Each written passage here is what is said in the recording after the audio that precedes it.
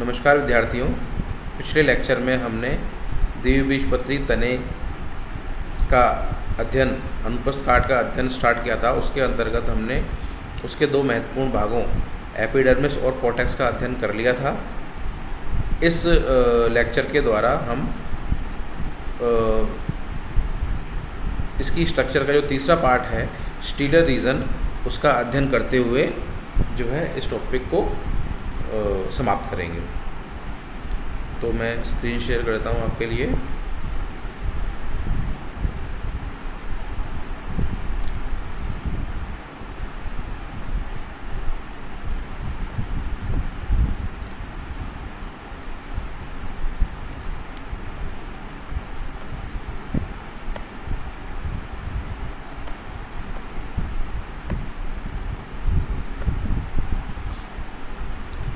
तीसरा भाग जो है द्विबीजपत्री तने की टीएस में हमें पाया जाता है बच्चों, वो है स्टील या रंभ क्षेत्र। ठीक है, तो ये 4 कंपोनेंट से मिलकर बना होता है। पहला है पेरिसाइकिल, दूसरा है वेस्कुलर बंडल्स, तीसरा है मेडुलरी रेस और चौथा है पिथ। ठीक है बच्चों,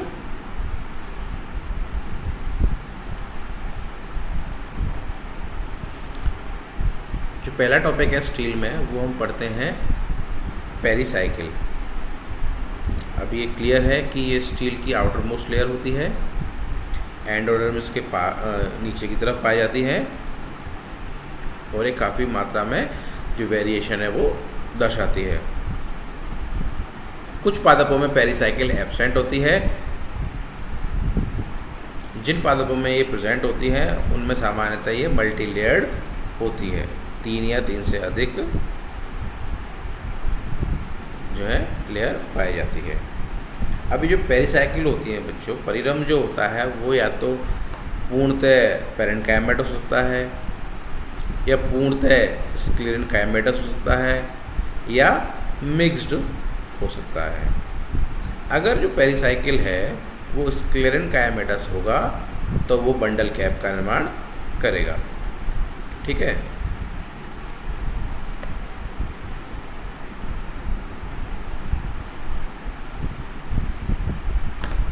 सेकंड जो स्टील का भाग है बच्चों वो है वेस्कुलर बंडल्स।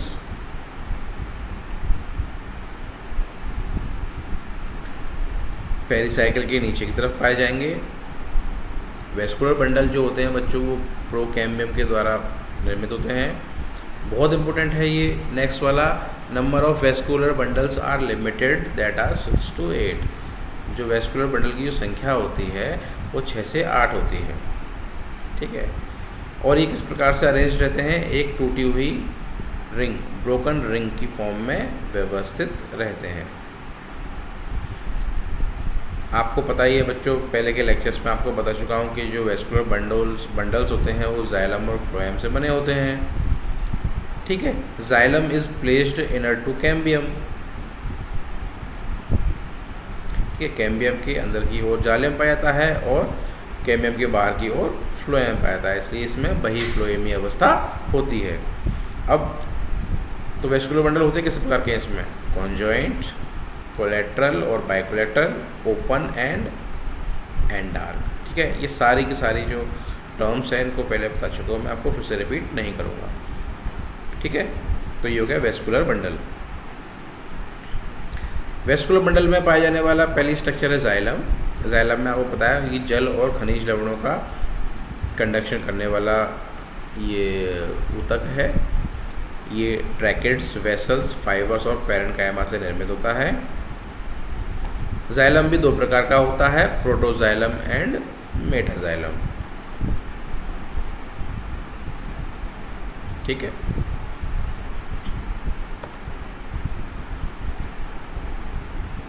प्रोटोजाइलम क्या होता है बच्चों, first formed part of xylem. सबसे पहले प्रोटोजाइलम का निर्माण होता है, उसके बाद में मेटाजाइलम का निर्माण होता है।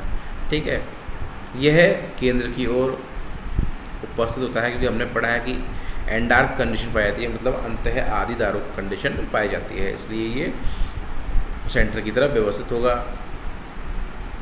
इसमें जो ट्रैकेट्स जो एलिमेंट होते हैं बहुत कम होते हैं, मृदुतकीय भाग जो है अधिक मात्रा में पाया जाता है, ठीक है। जबकि मेटाजाइलम जो होता है बच्चों प्रोटोजाइलम के निर्माण के बाद में बनता है। इसमें अपेक्षाकृत अधिक ट्रैकेटरी एलिमेंट होते हैं प्रोटोजाइलम की अपेक्षा। इसकी जो कोशिकाएं होती है वो लार्ज ल्यूमेन युक्त होती हैं। इसकी जो सेल्स होती हैं वो रेटिकुलेट होती हैं या पेटेड थिकनिंग लिए होती हैं और बाहर की तरफ व्यवस्थित रहते हैं, ठीक है बच्चों। तो इस डायग्राम के थ्रू आप समझ पा रहे होंगे कि जो ये स्ट्रक्चर है, इसमें जो ये जो स्ट्रक्चर है केंद्र की और जो स्ट्रक्चर जो दिख रही है आपको, जो प्रोटोजाइलम है, और जो ये बड़ी अंडाकार जो संरचना है आपको दिख रही है जो कि बाद में नत होगी, वो है क्या है, जो बाहर की ओर है वो है मेटाजाइलम, ठीक है। ठीक, आगे पढ़ते हैं। अब जाइलम का फंक्शन क्या है आपको याद होगा, conduction of water, conduction of minerals, provide mechanical support, and xylem parenchyma store food materials, ठीक है। तो जाइलम के कार्य जल का कंडक्शन, मिनरल्स का कंडक्शन, यांत्रिक सहायता और भोजन का संग्रहण कुछ मात्रा में जाइलम पैरेन्काइमा के द्वारा, ठीक है बच्चों। नेक्स्ट, वेस्कुलर बंडल का दूसरा भाग था, पहला हमने पढ़ा जाइलम, दूसरा भाग है इसका फ्लोएम। तो the food conducting tissue is phloem. किसी से निर्मित होता है ये sieve tube, companion cell, parenchymal cell and fibres के द्वारा बनता है। ये भी प्रोटोफ्लोएम और मेटाफ्लोएम में डिफ्रेंशिएटेड रहता है बच्चों। प्रोटोफ्लोएम जो है पहले बनेगा और परिधि की ओर उपस्थित रहेगा, जबकि जो मेटाफ्लोएम है वो प्रोटोफ्लोएम के बाद में बनेगा और जो एदा है उसकी तरफ पाया जाएगा अंदर की ओर, ठीक है।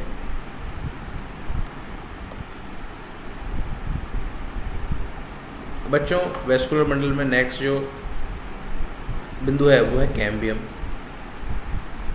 A layer of meristematic tissue present between xylem phloem. बच्चों ये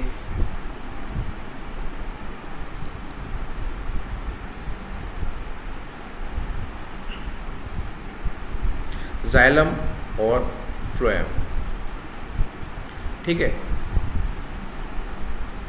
जाइलम और फ्लोएम के मध्य एक विभज्योतकीय ऊतक पाया जाता है, मेरिस्टेमेटिक टिश्यू पाया जाता है, जिसे हम क्या बोलते हैं, एधा या कैम्बियम, ठीक है। देखिए ये दोनों जाइलम फ्लोएम के बीच में जो है एक विभज्योतकीय कोशिकाएं या विभज्योतकीय संरचना पाई जाती है, उसे हम क्या बोलते हैं, कैम्बियम।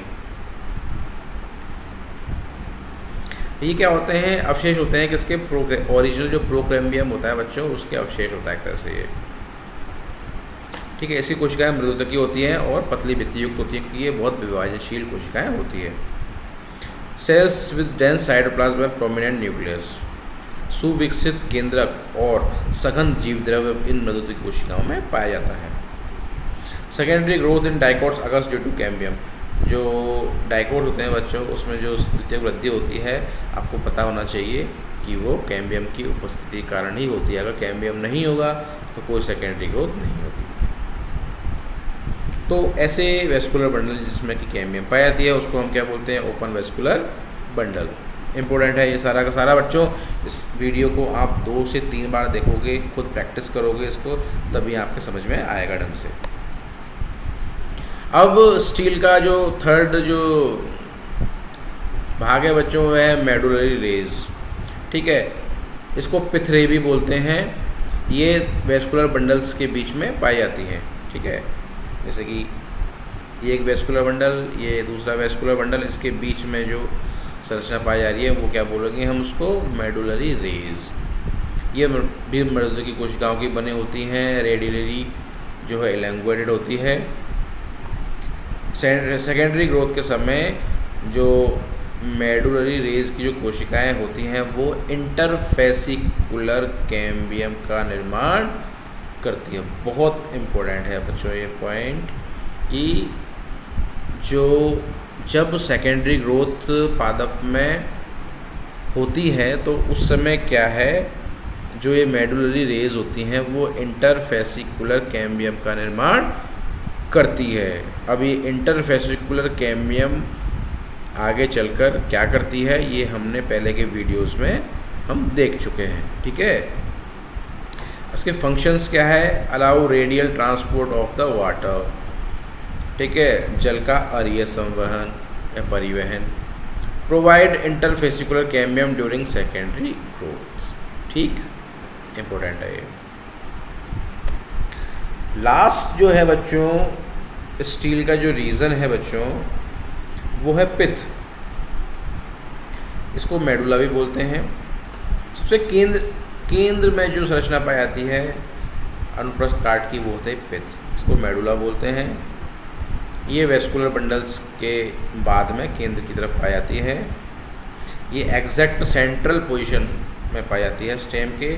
मुख्यतः मृदुतकी कोशिकाओं की बनी होती है। पेरेन्काइमा में भी लूजली अरेंज्ड,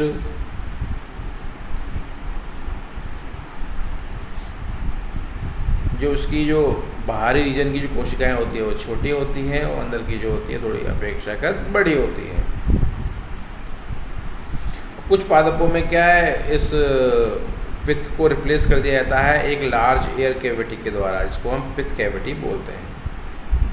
ठीक है, कुछ पादपों में पित्त का जो स्थान है वहाँ पर एक बड़ी एयर कैविटी उत्पन्न या उपस्थित हो जाती है, इसको हम क्या बोलते हैं, पित्त कैविटी।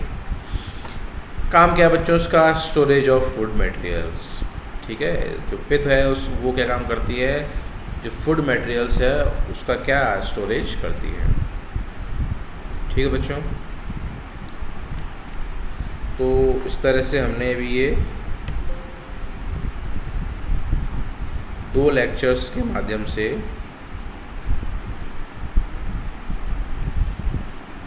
द्विबीजपत्री तने की जो आंतरिक संरचना है उसका हमने विस्तृत अध्ययन किया है। बच्चों थोड़ा सा आपको ये थोड़ा टिपिकल लग सकता है, लेकिन अगर आप इसका डायग्राम को बना के इसका बार बार अभ्यास करेंगे तो आपको आसानी से ये जो टॉपिक है ये समझ में आ जाएगा। मैंने इस वीडियो से पहले मोनोकोट स्टेम है उसकी भी जो एनाटॉमी है उसका वीडियो बना रखा है, तो आप पहले उसको देखिए। इसके बाद में जो ये वाला वीडियो है डाइकोट स्टेम्स की स्ट्रक्चर उसको देखिए। उसके बाद में जो है मोनोकोट स्टेम का जो मैंने आपको स्ट्रक्चर बताई थी उसके साथ में ही मैंने आपको मोनोकोट स्टेम और डाइकोट स्टेम में क्या जिसकी एनाटॉमी है उसमें क्या अंतर पाया जाता है उसका भी वर्णन विस्तृत रूप से किया था। वो भी एक महत्वपूर्ण टॉपिक है।